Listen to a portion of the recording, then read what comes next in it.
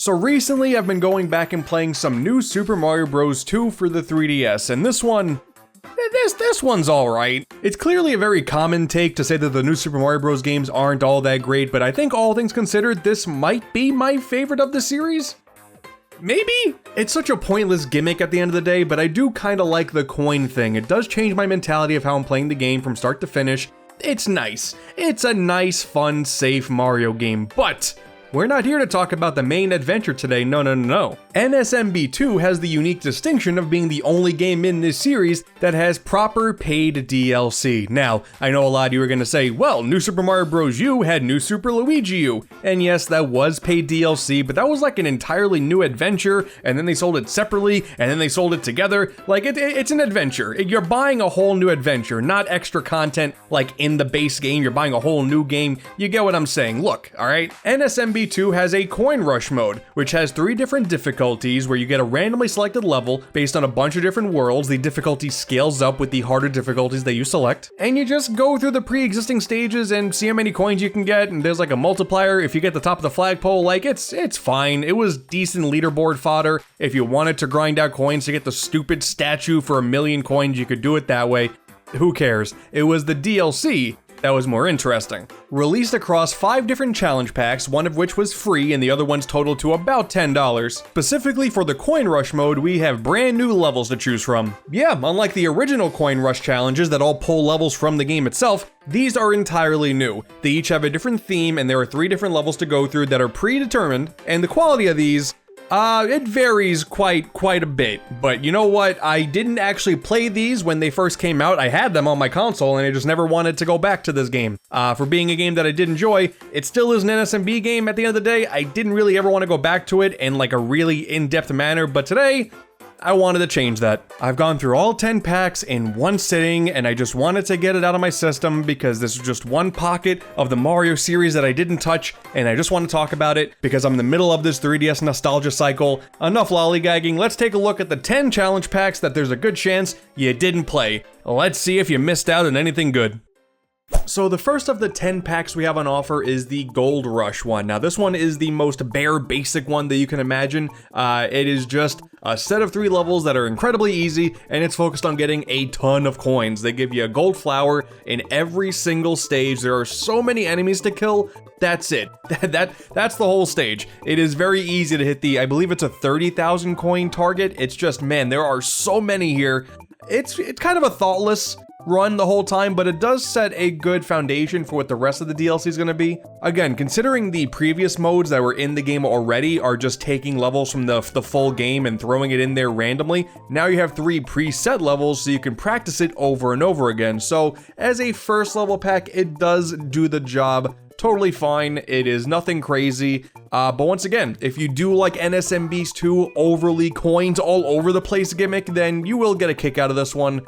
It's fine. It got a 1 out of 5 star difficulty rating, and that's pretty valid. It's not difficult at all. It's just there's coins and yellow. There's a lot of yellow. There's a lot of yellow all over the place.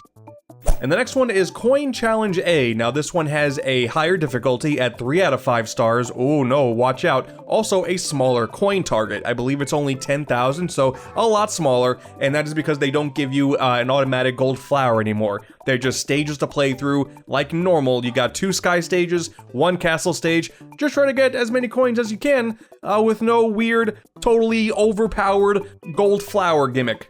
The thing that's fun to notice though, going back to this game, is just figuring out, like, in terms of programming, how many different triggers the developers created to just spew coins all over the place, like everywhere. They're everywhere. You just like walk over some specific tiles and then, hey, look at that, a volcano of coins, how magical. But another baseline challenge with this mode in general is you have a really small time limit when you start off, and you get more time by getting to the checkpoints, so that's a little bit of challenge. You can't just take as much time as you want. You do gotta speed up a little bit. You can aim for the star coins, which do give you more coins, so that's nice. And then the extra bonus, if you can get to the top of the flagpole, it will double your existing score. So that is the easiest way to guarantee hitting the coin target. Otherwise, you're wasting your time, and you're gonna have to start the whole pack all over again, so you don't want that.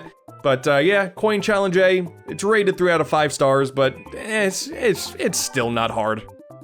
But then the next one, the Nerve Rack pack, has a 5 out of 5 difficulty rating, and I get it now. It was the final level pack of the first wave of them, and the name is pretty accurate. There are no checkpoints. So like I said before, checkpoints add time when you have a small time limit. That's not a thing now. It's not a thing. You gotta go as fast as you can. And that's even more emphasized because the first level is a P-switch race, and I really like this one. Actually, like, even though, as you will find out later on, my tolerance for super difficult stages is pretty low, but I like this gimmick a lot in any ROM hack I've played, but essentially, you press the P switch, platforms will appear, and you have a limited amount of time before those platforms turn back into coins, so you gotta chain a bunch of P switches, and man, I love that gimmick. I wish Mario did it more. It is so cool when that happens. The other stages, that's where the frustration kicks in a little bit more. You got a bunch of paratroopers flying over lava, and you gotta chain your jumps perfectly, otherwise you're gonna die. And this is where another one of the biggest frustrations with this mode comes in. It's not so much the whole no checkpoint thing, it's that if you die, you gotta start the pack all over again. You start back at the first course of the level pack.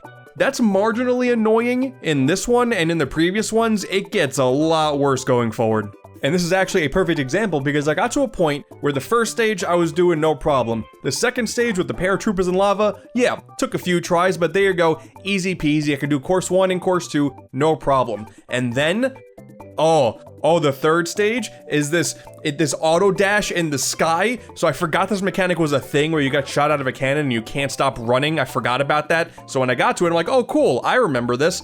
And it sucks. Oh my god, I hate it. I hate it so much because I keep thinking that I nail my jumps totally fine, but you just missed it. You just missed it by a hair, and now do the previous 2 levels again. This is where I started to lose my mind because this wasn't necessarily like a 5-star difficulty thing that, oh, I'm just getting bad and I'm not getting good.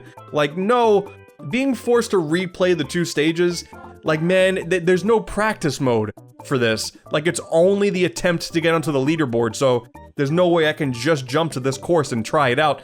No, I gotta go back. That sucks.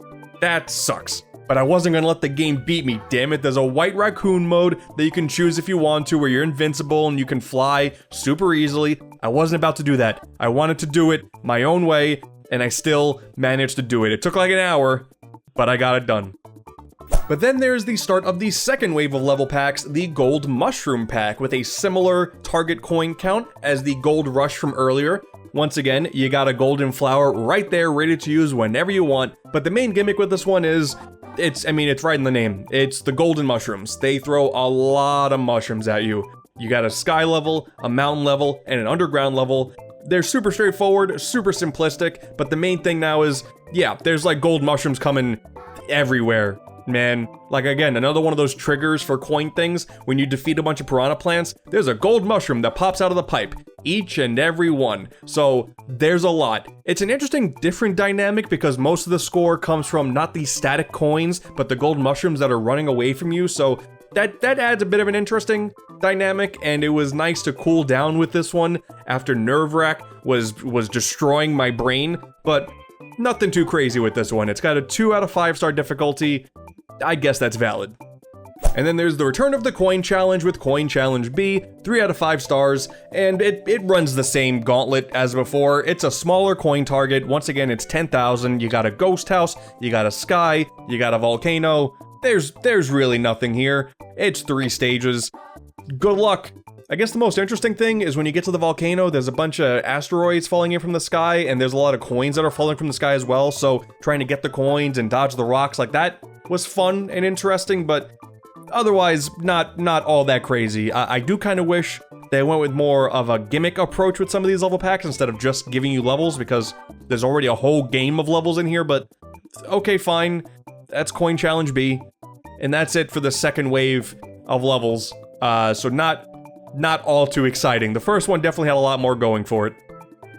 But then the third pack is not even necessarily a pack, it was just one set of levels and it was offered for free. It's the Gold Classics pack. Now this is what I'm talking about. This is more of the gimmicky stuff I wanted with this mode. It's a 1 out of 5 difficulty, and I don't care. The first stage is a mashup of 1-1 and 1-2 from the first Super Mario Bros. The second stage is a mashup of 1-1 and 1-5 from Super Mario Bros. 3, as well as the arcade Mario Bros. That was a really cool throwback. And then course 3 is 1-4 from SMB and 1-1 from NSMB 2, just with a whole lot more golden coins. And the end of the level is like how SMB 3 levels ended. I like that, the checkerboard pattern, that was cool. I like that, especially since it put the item block right where you think it's gonna be. I like that. This is a bunch of fan service that I really liked out of this mode. I do wish, once again, like thematically, this game was not New Super Mario Bros. Because the weird blue gradient in the background looks so soulless. Like, I could recognize the level design just fine. I've played the classics so many times, but you know, it's free. I guess I can only complain so much, but it does feel like the bare minimum of what's possible with the whole throwback idea. Mario Maker, you could do this in like 10 minutes in Mario Maker, so it was free. The next pack of levels started off with Coin Challenge C. Once again, 3 out of 5 difficulty, similar coin target. We have a beach, an underground desert, and a volcano. Once again, it's just the same thing. It's 3 more stages. Go. I wish I had more to say about these, but that really is the long and short of it. It is just they made 3 more levels, and you just have the benefit of doing that same predetermined set of 3 every single time instead of it being randomized. Like, cool. These cost like real money. They should have been a bit more effort. But luckily, that same wave did include another gimmick level pack, the Platform Panic Pack. And this one made sense. 4 out of 5 was totally valid because I was losing my mind a little bit once again. The idea with these levels is, once again, the name kind of says it all for you. You got very small platforms to deal with. You got a coaster with a bunch of ghosts, you got the snake blocks in the jungle, and then you got an underground area with the dry bones platforms, and then, oh, you gotta make sure, because it's gonna be bad if you don't land on them correctly. I'm gonna panic. Realistically, the second and third levels were not too difficult. Like, it's not too hard. The NSMB mechanics, having tight platforming, I'm okay with it. It's a little bit looser than I would like it to be, but I was able to handle myself totally fine here. Maybe died once in the lava section.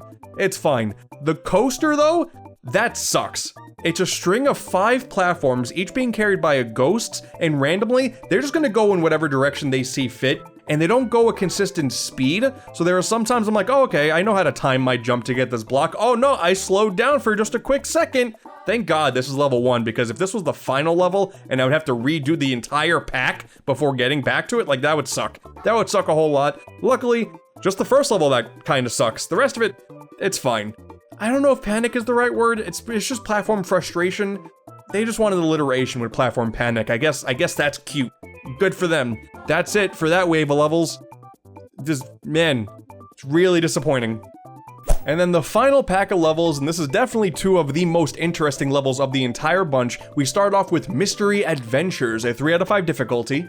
And this one is about a little bit more exploration to find the most coins in the time limit that you have available. While of course that concept can be applied to every single level in the game, these stages are a lot more open-ended and maze-like. So it comes down to really wanting you to replay these levels over and over again to figure out the best strategies to go through these areas and get the most coins possible. I like that. The first area is a giant maze, the second is a sky-level auto-scroller with these flying question mark blocks and a bunch of war pipes that'll bring you to other places. And then the third area is like a factory-like setting with a bunch of conveyors, and that's pretty fun too. I like this one. In terms of just having a really nice time with a different set of like level psychology, this did the job. I like this one. This is a good start. This is a good start for the final wave. If only the final level pack didn't make me want to throw myself out the window. We end off with the Impossible pack, and it doesn't even have a difficulty rating. It just says danger. And I guess that's funny, right? Because that just gives the developers an excuse to make horrible garbage. This was just annoying, man, because once again, the levels on their own, fine, whatever. When you combine it with you can't finish the pack unless you do all 3 without dying, oh, I was getting mad. The first area is this underwater level where you have a bunch of fish that it seems like it's really hard to go in and out between them like you want to, like you have it in your vision, you have it in your mind how you want Mario to go, and sometimes you just won't do it. That really sucks. It was really tough to get through this entire area without getting hit. And then when you do, hey, good luck, idiot. Then you have this huge stretch of doing the spinning platform in the middle of the air. There's birds, there's pipes, there's Lakitu throwing things at you. That sucks. There's a checkpoint there. That doesn't matter about the checkpoint because you don't come back there when you die. It's just to get an extra mushroom, so that's kind of nice. You're gonna lose it again immediately anyway because there's 2 Lakitu. I was so close, by the way. Like, I really thought I had the strategy down with taking a bomb, throwing it at Lakitu, and then I can take the cloud. That worked once, and never again. So that was upsetting. And then when you think you're done, you're still not done, idiot. Then there's a long stretch of platforming with Hammer Bros and Chain Chomps, and oh god, that sucked. That sucked. Hey, cool, you made it to level 2, and it's like this tower, and there's a sunset setting, so like I like how it looks, but there's so many rotating fire bars and platforms, and hey, look at that. I died immediately, so now I gotta go back and do level 1 again. This was the point when I got really mad, and like ultimately, I'ma be 100% honest with you. I wasn't doing these levels to prove anything. This isn't some crazy challenge video of like, oh, can I actually beat? Like, I wasn't trying to do that. I just wanted to see what the levels were. So after about close to an hour and a half, I think, of just trying my hardest to do this naturally, I said, screw it. There's an option right there to play as White Raccoon Mario. I'm gonna do it. So I blazed through the rotating fire bars and platforms, and the third stage is a castle with rising and falling poison. I can tell right away I was gonna get mad at it, so I got no regrets with cheesing my way through this one. But yeah, and once I did that, that was it. There's no like grand reward for doing these levels. It was all to set out to go onto the leaderboards, which aren't even really a thing anymore. I guess it's a way if you want to get closer to that 1 million coins once again. Throughout this entire challenge, I got 100,000. So if you just do this 8 more times over, I guess I can get close to 1 million. I don't want to do that. That's a nice big chunk of Mario backlog written off my checklist forever, and I never want to do it again. Nintendo's first real experiment with paid DLC in the Mario series. It's not great. I'm gonna be honest, it's not great. The P-Switch level, that was the only good thing to come out of this. Thank God they went with New Super Luigi U after this, because man, say what you will about the Year of Luigi, it's much better than this trash.